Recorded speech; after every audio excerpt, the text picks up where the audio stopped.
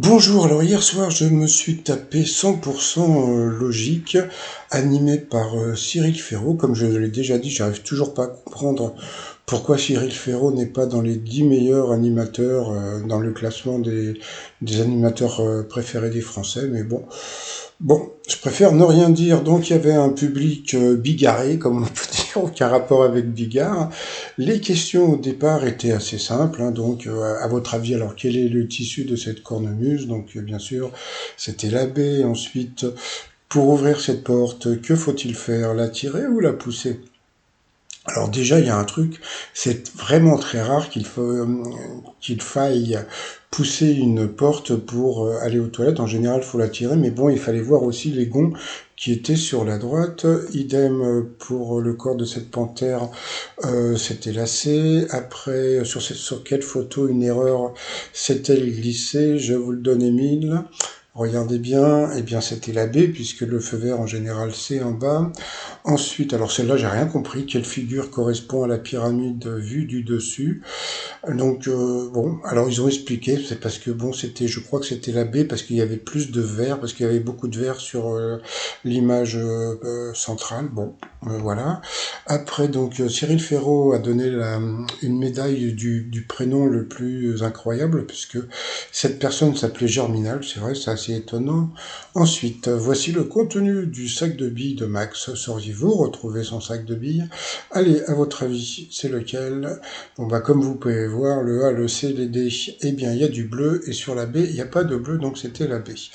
Ensuite, quel animal complète cette suite logique? Araignée, bison, chien, dauphin.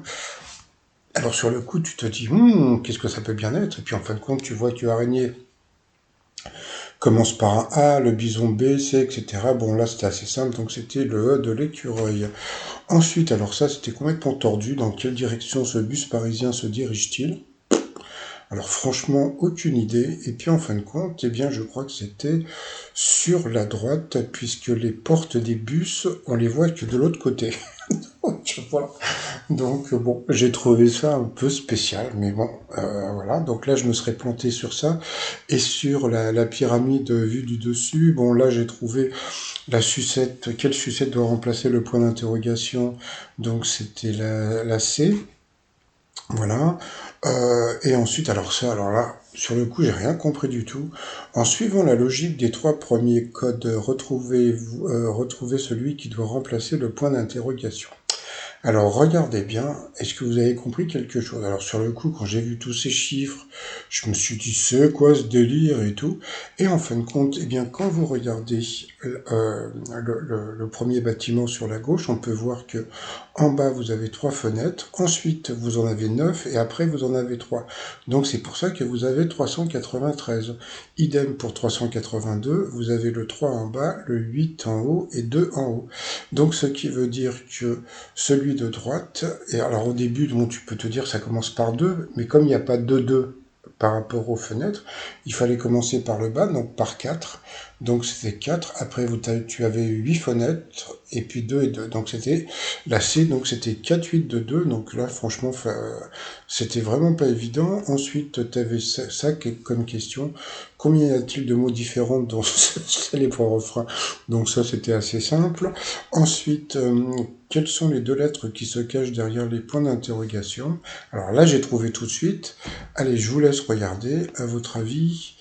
Non, vous ne voyez pas. Et pas comme on peut voir, ah ben, on voit pas bien. Donc, vous avez le F, G. Et puis en fin de compte, eh bien, c'était le H. Non, c'était la D, puisqu'on peut voir R, F, N, G, Y, I, F, J. Donc vous avez F, G, I, J. Donc il fallait mettre le H. Donc après, ça s'est un petit peu plus corsé. Vous aviez combien de lettres doivent être colorées dans le mot Grèce? Rien que la question, j'ai rien compris. Et puis après, ils t'ont expliqué qu'en fin de compte, dans le R de Royaume-Uni, tu avais du rouge, R rouge. Portugal, tu avais du rouge. Dans la France, tu avais du rouge, parce qu'il y avait le mot R. Et puis dans le J de Jamaïque, tu avais le jaune, et dans la Grèce, eh bien comme il y a du bleu et du blanc, il y avait pas de B dans le mot Grèce, donc il n'y avait pas de B comme bleu et blanc, donc en fin de compte, eh bien c'était le seul mot, quoi, donc il y avait zéro par rapport à la Grèce, donc waouh, ça fallait vraiment se lever de bonne heure. Après, alors, bon, tu as eu cette question, alors là, rien que la question, j'ai rien compris.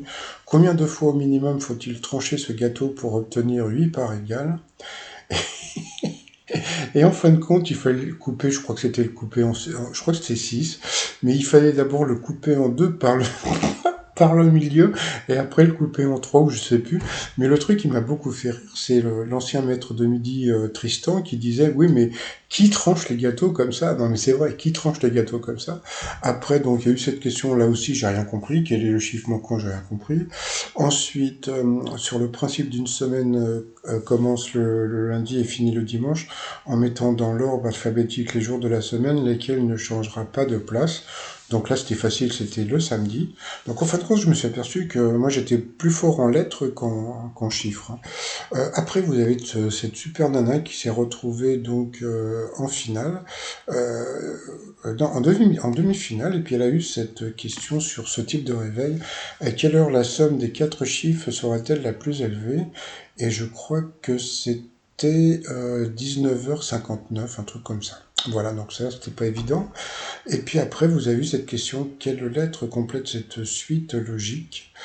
Donc là, franchement, tu vois ça. Puis en fin de compte, eh bien, quand tu regardes, voilà, quand tu regardes bien, eh bien, la suite logique, eh bien, c'était le D de 10, 9, 8, 7, 6, 5, 4. Donc c'était le T, le 3. D'accord. Donc elle, après la petite nana, elle préférait partir avec 10 000 balles. Donc c'est bien, tu viens pour passer un jeu à la télé, tu gagnes 10 000 balles. Et puis donc il y a cette personne qui est restée bah, pour la dernière question à 87 000 euros. Quel chiffre complète cette suite logique? 111. Alors quand tu vois ça, franchement, tu réfléchis, tu te dis, attends, mais c'est quoi ce délire? Et puis en fin de compte, eh bien, c'était une histoire encore de chiffres, mais de lettres. En plus, c'était 100 CENT 4 lettres, 11 pareil 4 lettres, 9 4 lettres, etc., etc.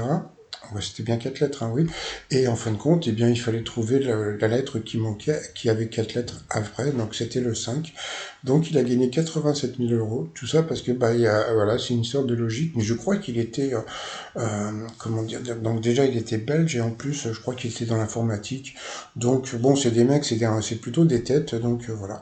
Donc petit mot à Cyril Ferraud, franchement ton émission elle est géniale, et je pense que je vais continuer à la regarder. Allez, je vais vous dire à plus tard, c'est logique. Bye bye.